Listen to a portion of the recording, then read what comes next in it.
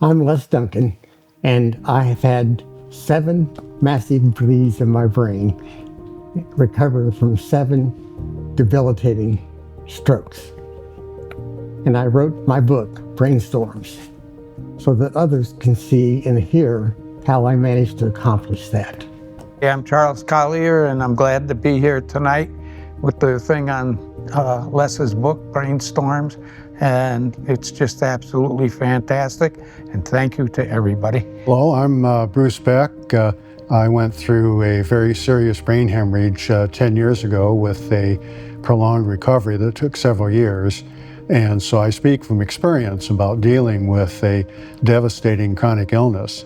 And I can repeat what you're hearing tonight, that this book, Les Duncan's book on Brainstorms, is outstanding, has an awful lot of practical information of great interest to both the patient and the family to support the patient. And so I encourage anybody who is either going through a devastating illness or has a friend or relative doing so should get a copy of this book. It'll be very helpful to them. I'm Connie Korolewski, and I'm so happy to be here that Les asked me to come and take part in this discussion in this little film. And like everybody else said, this book is amazing. And along with my physical therapy, his positive attitude has helped me along, and all these other people. I am good to go compared to what these people have been through.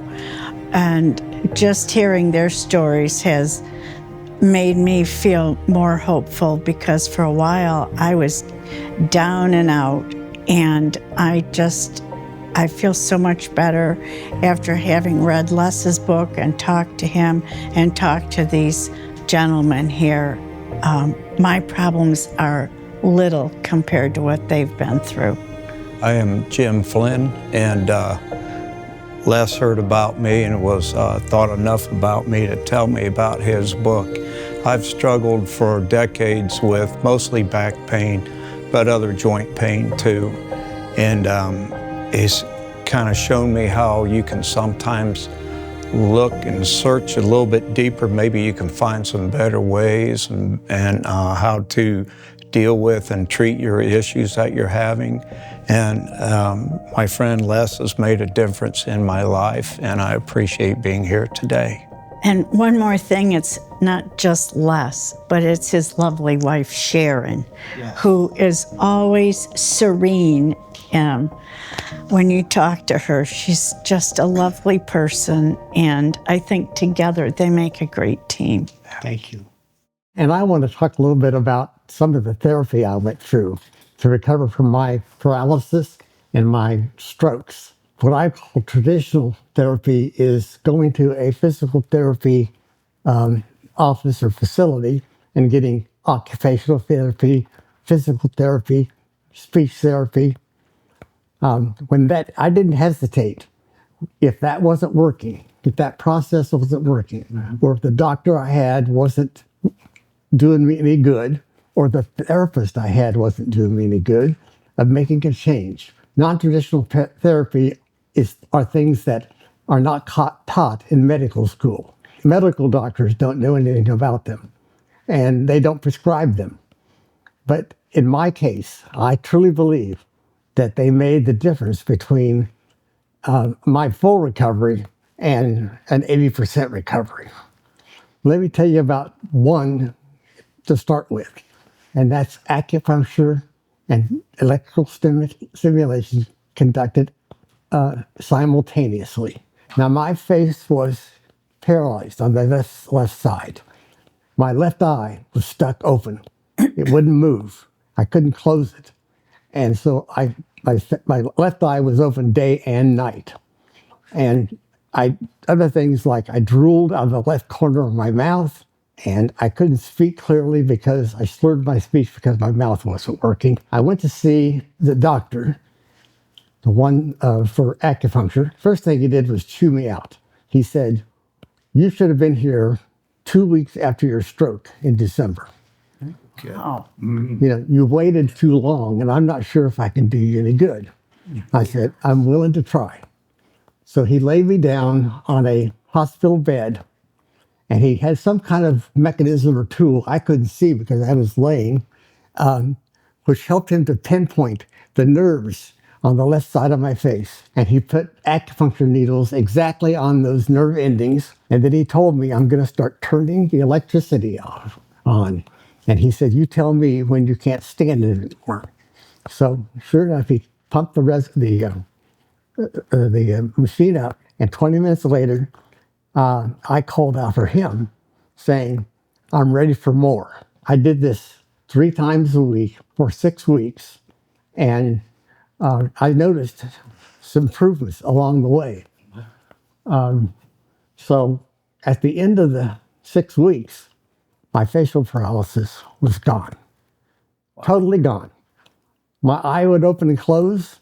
My mouth would open and close. Everything that was paralyzed was now unparalyzed. That's amazing. That's, you're not kidding. That's amazing. I know I've had acupuncture done in my back, and I've had, like the TENS unit, when let me know when you can't stand it. Okay, right there. And then a little bit later, you let them crank it up a little more and a little more. I guess you start to get used to it. I ended up buying one for myself and had it and used it, but I never did them both at the same time like this Chinese doctor did for you. Yeah, that was the difference, doing them both at the same time. And I even tried that here in Columbus, Ohio.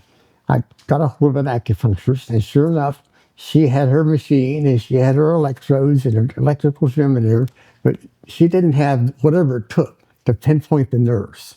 And I was trying to relieve some paralysis in my leg this time.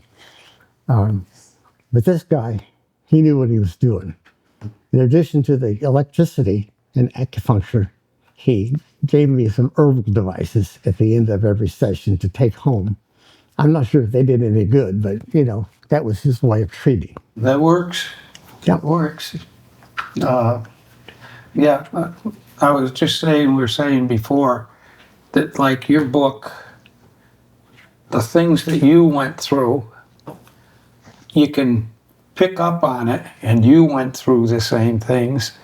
I went through with the paralysis from the spina bifida and then the polio, losing the legs and that. But it's like the way you're talking and describing what's happened to you, there's a thing with the 4 of us that you've got that, you can use everything that's in your book to turn around and compare it to what we've gone through. And it's helped us. Yeah. And that I'm forever thankful for. Yeah, well, I'm new at this as far as having problems. So I've just had the traditional therapy, physical therapy, and epidural injections, which the epidurals only last so long, just like maybe 3 months, and I have to have it done again, which I don't like doing because they're not really good for you in the long term, but it takes the pain away. But I think the physical therapy is really helping as far as making me stronger, because when this first started, I was using a walker around the house, and now I use a cane, but I don't always use it. I forget about it. So I think, I really think it's that physical therapy is building my muscles up in my legs and in my abs and that. And that's helped me. But I haven't sought out any non-traditional medicine. But I have a lot of friends that believe in non-traditional medicine, that they are not taught in medical school. Right. Well, sometimes they are in the West, but not in the East, or vice versa. Because my wife used to have a lot of pain too, and when she went to Los Angeles, was with her sister there for a while. They were doing things like that. It was a little short Chinese guy, old man. He knew so much, because they swear by it over there.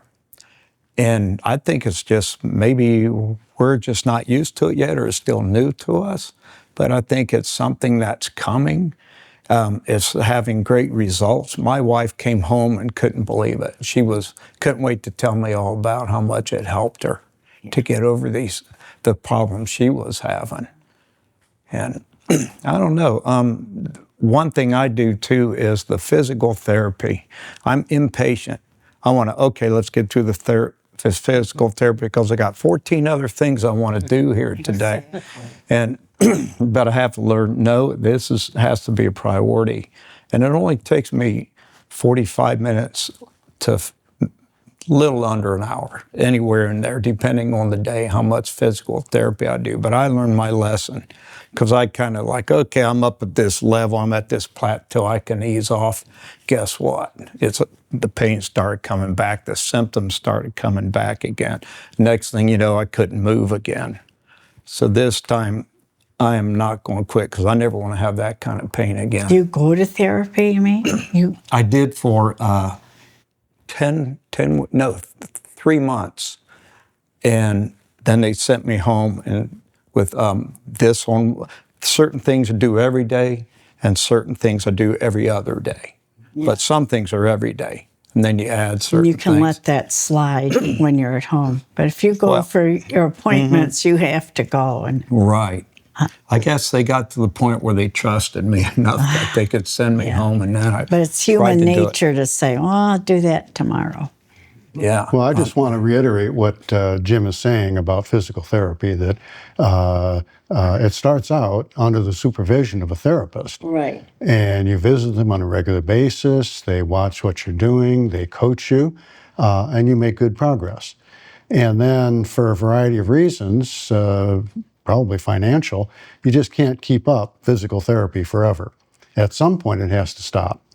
And as Jim is pointing out, you have to continue the therapy on your own. Exactly. That the therapy is a long-term problem, maybe a lifelong problem. I don't know whether it's really lifelong, but it certainly is a long-term problem.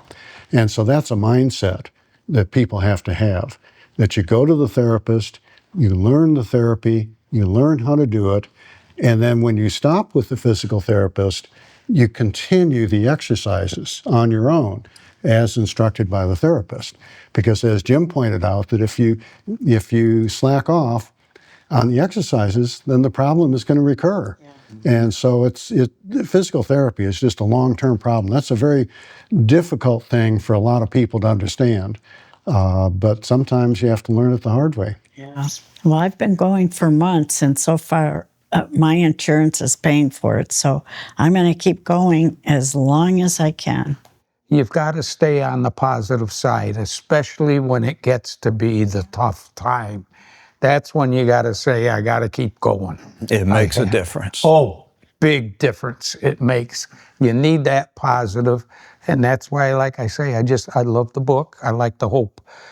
During all our tough times, it's the positiveness that you've got to fight it. You got to fight it. And I think you were saying before when we were talking out there, is that a lot of people will give up. And you can't. You've got to. Yeah. It is a tough time at this point. And like you say there too, Les, but you've just got to stay positive.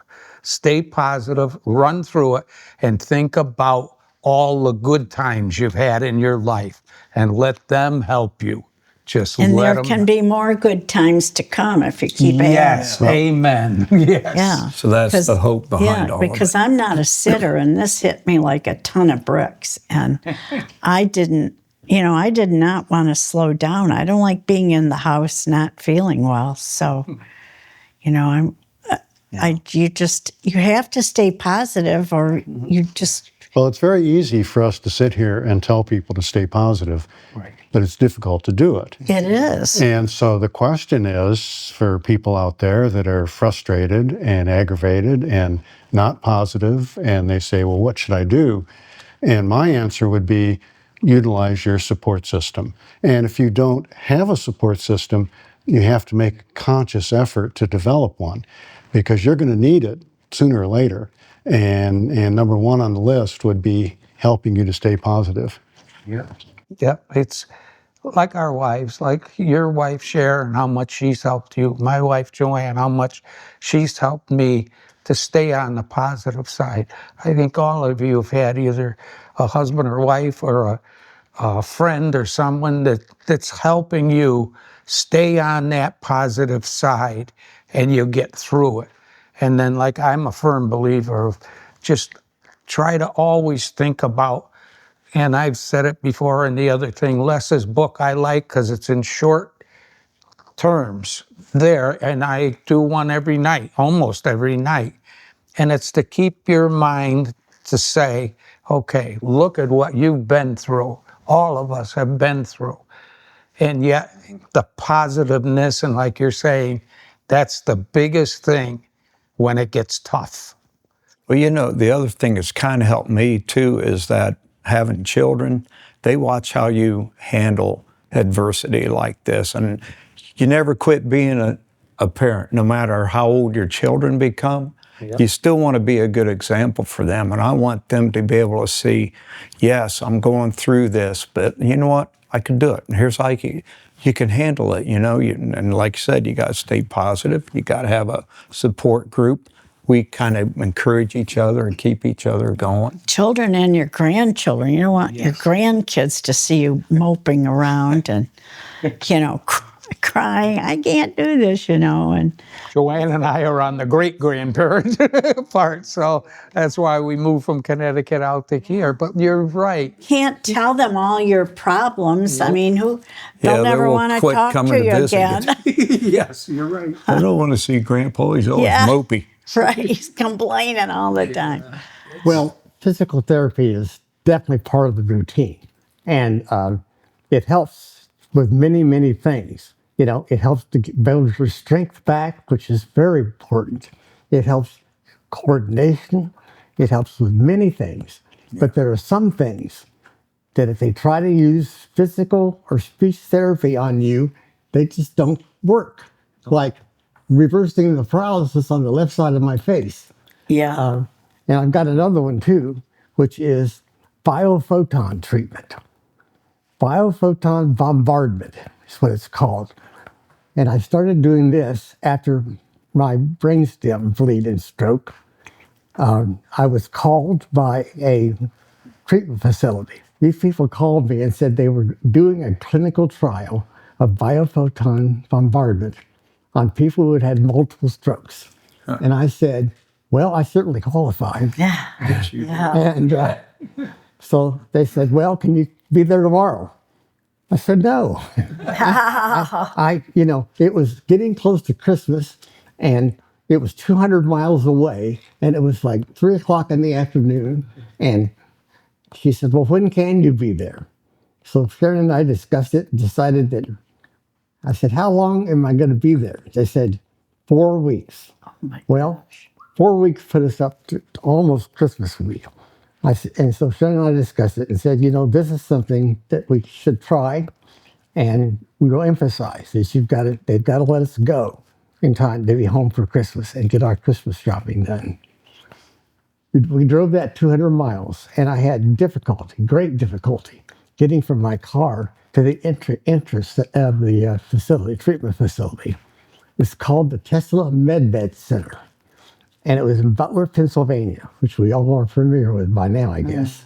And as soon as I walked in the door, they started registering me, and then they explained to me how I was going to get bombarded by biophotons. Now, biophotons are elements that reside in our bodies all the time, but they're not, and they're there. Their purpose is to help you heal from sickness or disease, but they're not strong enough to heal you from a stroke or anything serious. It's more like colds and, things like that. I checked in, and they said, we'll put biophotons generators under your bed. So when you're sleeping at night, you'll be getting biophoton treatment. And then said, when you get up the next morning, if you use the gym, that we have biophoton generators in the gym as well, and you'll get more biophoton treatment.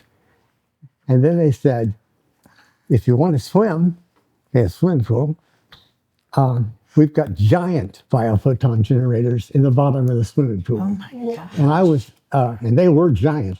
I don't know how they ever got them in there and out. But I said, bring it on. So again, I saw a doctor every day, a medical doctor, and they said that I was doing fine and I was experiencing some pain. And after 4 weeks, I got up and walked out of that facility without a walker, without a cane, without a wheelchair or any other assistance, and with a normal gait. The pain, the brain freeze that I had endured since my brain surgery or my brain hemorrhage in England had gone away. Pain in relationship to my strokes, it had gone away as well, and I felt younger and more vibrant and ready to tackle the world. I liked it so much that I bought 2 Biophoton generators and hauled them home with us, and we still use them today. Sounds like we could all use them. Yeah, you could write another book just talking about that. Yeah, I think that would be a very fascinating thing because, like myself, a lot of people never heard of this. Yes. They're like, how's this thing work? I mean, is it some kind of a miracle or what? This has been special. Yeah. This really has. It's just, you're working on, like I keep saying the book, but we're working off of what you went through, and there's a lot of similarities that, that we had. Yeah. It's hard. Every day it's hard, but you just have to keep. You got to always keep a track on the good things that are Yes, happening, the little exactly. things here and there Yeah, that are happening. exactly. I think we underestimate the power of the brain sometimes. I mean, like look at the things people do when they hypnotize them, and they can't believe the things that they're able to do. That's what positive thinking is doing. It's the brain telling the body. Because I know, Les, I was reading in there about how if you can convince yourself in a positive way that you're doing better, you start getting better. I don't know how to explain it, but it happens. The negative thinking will tear you down. It'll just destroy the good that could be done. My technique is that if I start any negative thinking, I offset it with positives. I have on my phone, I have a long list of things that are positive about me and what I've accomplished in life and what I'm doing right now. I like that phrase in your book too, no stinking thinking. Yeah, no stinking thinking. Yeah. Exactly. That's exactly. I think it's the whole package. I mean, knowing these special things that you're talking about, Les, and you have to be willing to look outside the box to sometimes, especially when you're getting desperate for wanting to get better. And sometimes I think conventional medicine says, well, this is as good as you're going to get. And that person has to say, no, I don't accept that. I'm going to go beyond that. That's what us did. That's Exactly what I did, yes. Yeah. I would see people that I know have had really bad things happen to them, a lot worse shape than I've been in.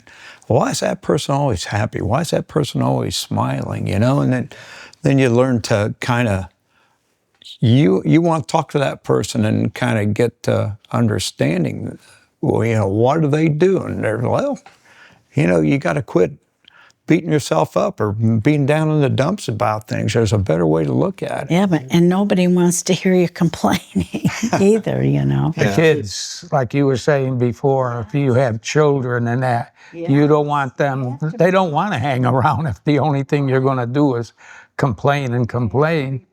They need the positive reinforcement. It's a chapter in my book about, so how are you doing? Is the question you get most often when, you're down like I was. And you don't answer, you have to understand, people do not care about the long, drawn-out explanation of what you've been through. So, that's why most people say, doing pretty good, or doing better than yesterday, or whatever. I changed the way I responded to that question because I didn't want to drag down anybody else. And by the way, it also drug me down to repeat what was going wrong as opposed to saying what had gone right. Yeah. When I first got, started feeling all of this several months ago, when people would ask me, how are you doing? I'd like, oh, not too good, But then it hit me that you can't say that anymore. You have to just say, good. How are you doing? I'm doing good, And that's it. And it makes you feel better when you say that. Yes, it does. Not so bad. At least people are asking and they're concerned about how you're doing. Yes, that's right. But they don't want to hear it all. Well, close friends and relatives do want to hear about it. But, friends that aren't, they aren't your best friends don't want to hear about it. Yeah, but even your close people don't want to hear about it all the time. That's right. So we were saying in the book that Sharon and I set up a communications chain because there were people calling the house right and left wanting to know how I was doing. And so she was sending a weekly email update every Monday saying, what had done and what it hadn't done.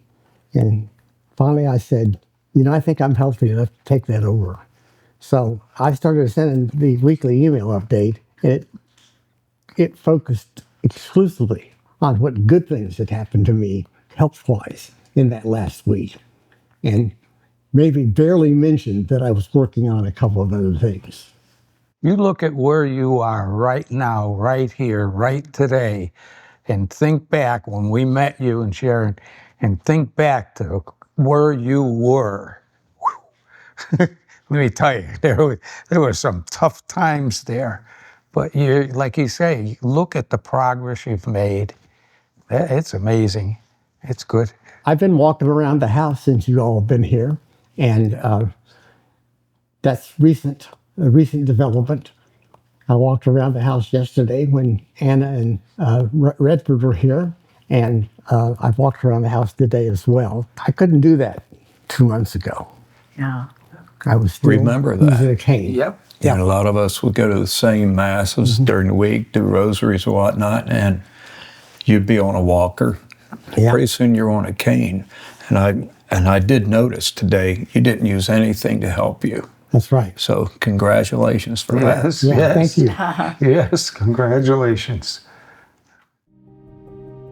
I'm Duncan, and one of my neurosurgeons who was most impressed by the way I recovered from a massive brain bleed and surgery recommended that I write a book outlining how I did it and how others could do the same in order to heal themselves. And this is my book. It's called Brainstorms by Duncan. It's available on Amazon.com. I get a lot of calls and a lot of emails from people. Most of them are saying, thank you for writing that book, because I'm going through this or that, and it's really helped me. I even had a young lady in the southwest part of the United States write me and tell me that it helped her to manage her type 2 diabetes approach. And so it really is for anybody who's got a serious illness that they need to work on. I got several emails from doctors who said, this is a great book, and I'm going to, mostly neurosurgeons, who said, this is a great book, and I'm going to recommend it or maybe even hand it out to all my neurosurgeon patients. So I wrote it to provide hope and inspiration to others. Believe me, you don't get rich writing books. And that wasn't the objective. I could care less about the money. I just want to make sure that other people know what I know and can imitate what I did, and they can get well too.